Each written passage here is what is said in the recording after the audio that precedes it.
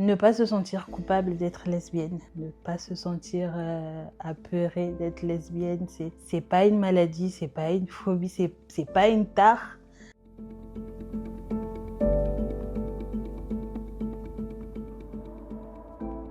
Du coup, Faina, on est ici au Refuge des Audacieuses, qui est le premier lieu d'hébergement pour femmes et féministes exilées de la Fondation des femmes et qui existe depuis 2021. On travaille du coup ensemble avec l'association Les Bienvenues depuis 2022 dans 2 lieux en Île-de-France.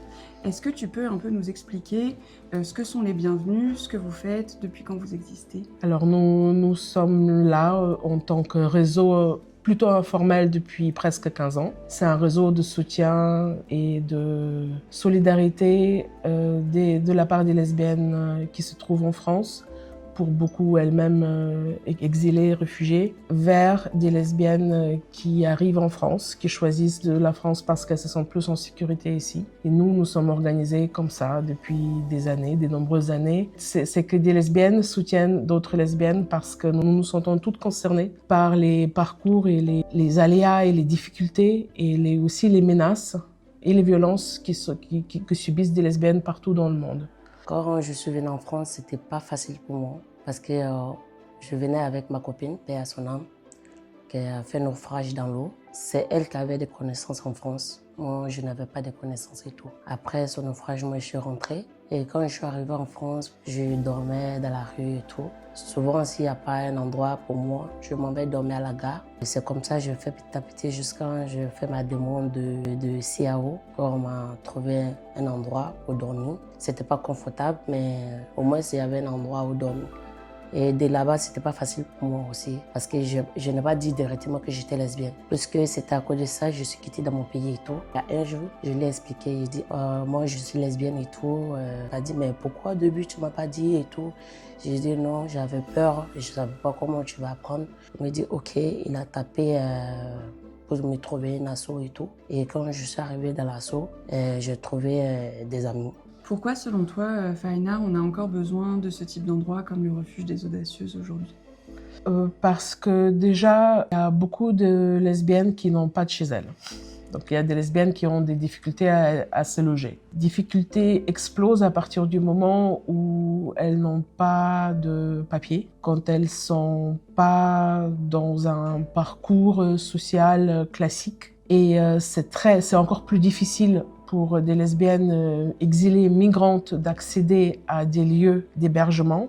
Cette difficulté explose au moment où la demande d'asile est refusée. À côté de cela, il y a une autre difficulté, c'est que la plupart des lesbiennes qui sont hébergées dans les centres d'accueil de demandeuses d'asile, elles disent qu'elles doivent se cacher en tant que lesbiennes, ou elles doivent absolument faire en sorte que personne ne se rende compte qu'elles sont en demande d'asile en tant que lesbiennes en France. Et donc ça, non plus, pour nous, en tant que militantes lesbiennes et féministes, pour nous, c'est extrêmement important que si elles ont décidé d'arriver jusqu'ici, ou si elles n'ont pas eu le choix, mais elles se retrouvent ici, c'est que au moins, elles n'ont pas besoin à se cacher en tant que lesbiennes. Et donc, pour nous, c'est primordial qu'on ait un lieu qui est accueillant pour les lesbiennes.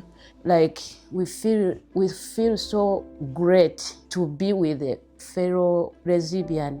Because if we are staying outside with the people who they are not lesbian, like somebody don't like us. But if we are staying with the people like they are lesbian, it is very, very good. So I think it is very important to have a house like this. And for me, I feel so happy because it is a place where I feel peace. I have freedom. I can do something without any fearing.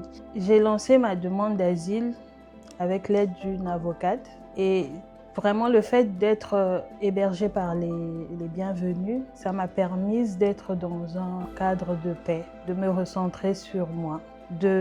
C'est vrai que je cherchais de l'aide, mais de vraiment me concentrer sur cette recherche d'aide que j'ai trouvée en me faisant suivre par une psychologue.